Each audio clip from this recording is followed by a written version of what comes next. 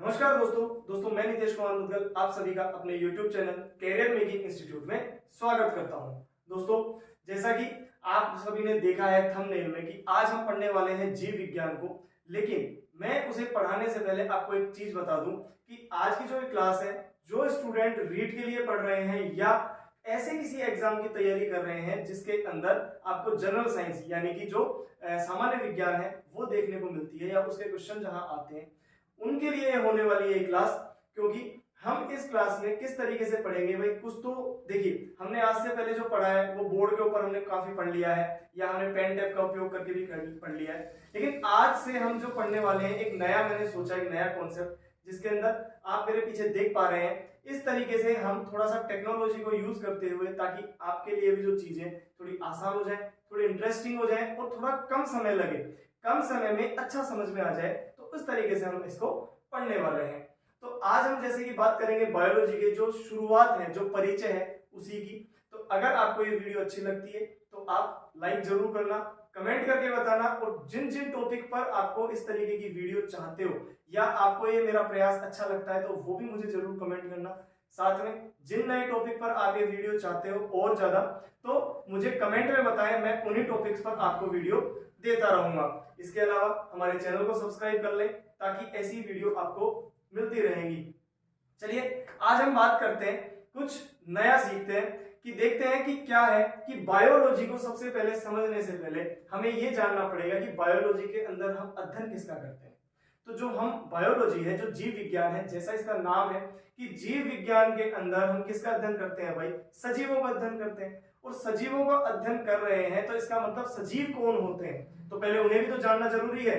तो सबसे पहले जैसा कि हम देख रहे हैं, आप मेरे इधर देख पा रहे हैं कि सजीव किसे कहते हैं, कि सजीव कौन होते हैं कि वे जीव जिनके अंदर पोषण, जनन, वृद्धि, गति आदि इस तरीके की जितनी भी क्रियाएं हैं जो हो रही हैं वो सभी क्या कहलाते हैं, सजीव कहलाते हैं। और जिनके अंदर ऐसी क्रियाएं नहीं होती हैं वो सभी क्या कहलाते हैं, निर्जीव कहलाते हैं। जैसे कि हम हैं, हम सजीव हैं, पेड़ पौधे हैं, वो सब सजीव हैं क्योंकि हमारे अंदर ये सारी क्रियाएं होती है। लेकिन जैसे अगर मैं बात करूं कि जैसे ये मार्कर है, ये क्या है, ये निर्जीव है।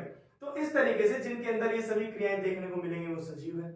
और जिनमें विज्ञान की वह शाखा जिसके अंदर सजीवों का अध्ययन किया जाता है उसे ही हम क्या कहते हैं, बायोलॉजी कहते हैं या जीव विज्ञान कहते हैं।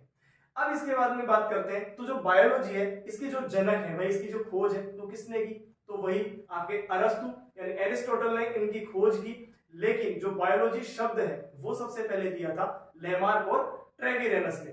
लेमार्क और ट्रेविरेनस ये वही, देखिए मैं आपको उन्हीं टॉपिक्स पर या उन्हीं शब्दों को बताऊंगा या उन्हीं क्वेश्चंस पर हम बात करेंगे जो या तो परीक्षा में कभी पहले पूछे जा चुके हैं या आगे पूछे जाने की पूरी पूरी संभावना है।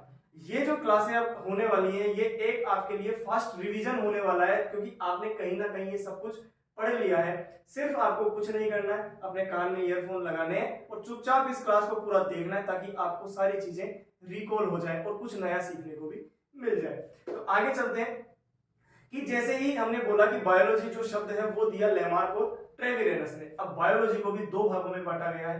पहला भाग है उसका जूलॉजी जिसे हम प्राणी विज्ञान कहते हैं, और दूसरा है इसका बॉटनी जिसको हम कहते हैं वनस्पति विज्ञान। तो विज्ञान की वो शाखा जिसके अंदर प्राणियों का या जंतुओं का अध्ययन किया जाता है वो तो कहलाती है प्राणी विज्ञान या जूलॉजी, जिसके की जनक कौन है, वही अरस्तु है।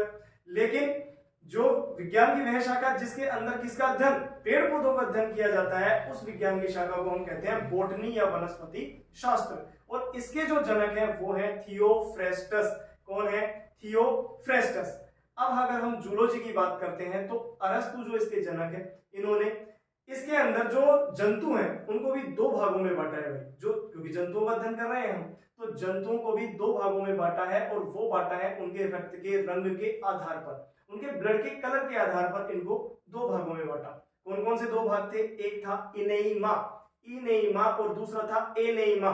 तो इनेइमा कौन से होते हैं कि जिन जंतुओं का जो रक्त का रंग है वो कैसा होना चाहिए, लाल होना चाहिए। तो ऐसे जंतु जिनके रक्त का रंग कैसा है, लाल है, वो तो क्या कहलाते हैं भाई, इनेइमा। और जिनका रंगहीन है, जिनका कोई रंग नहीं है, वो क्या कहलाते हैं, एनेइमा कहलाते हैं। और इसी तरीके से थियोफ्रेस्टस ने भी जो पेड़ पौधे हैं उनको भी तीन भागों में बांटा है। और इन्होंने जो आधार माना वो आधार रखा है इन्होंने क्या, पादप की लंबाई। और लंबाई के आधार पर इन्होंने 3 भागों में बांटा, जिसके अंदर कौन कौन आ गए, जो सबसे लंबे होंगे वो होंगे वृक्ष, उनसे जो कम साइज के होंगे उनको कहा झाड़ी या क्षुप, ठीक है, और जो सबसे छोटे होंगे वो होंगे शाक। तो शाक, झाड़ी और वृक्ष में इन्हें बांटा।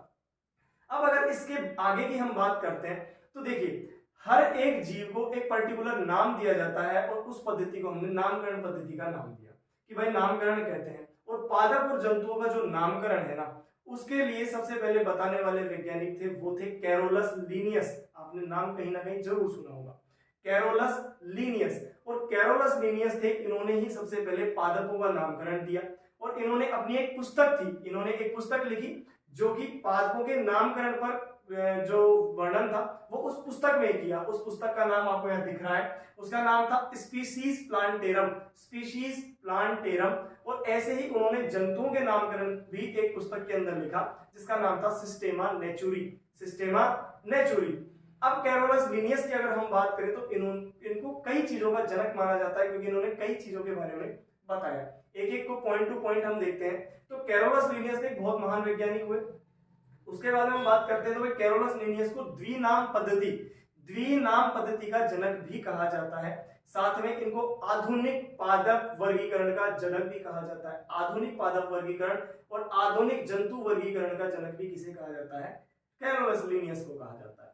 इसके अलावा आधुनिक जंतु विज्ञान का जनक, देखिए जंतु विज्ञान का जनक पूछेगा तो अरस्तु, लेकिन आधुनिक जंतु विज्ञान का जनक अगर बात करता है तो किसे कहा जाता है, कैरोलस लीनियस को कहा जाता है। इसके अलावा कैरोलस लीनियस ने द्विजगत प्रणाली भी दी थी।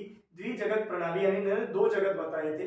अब अगर हम बात करते हैं द्विनाम पद्धति की, देखिए द्विनाम पद्धति के बारे में थोड़ा सा मैं आपको बता देता हूं क्योंकि कई बार यहां से भी क्वेश्चन पूछ सकता है।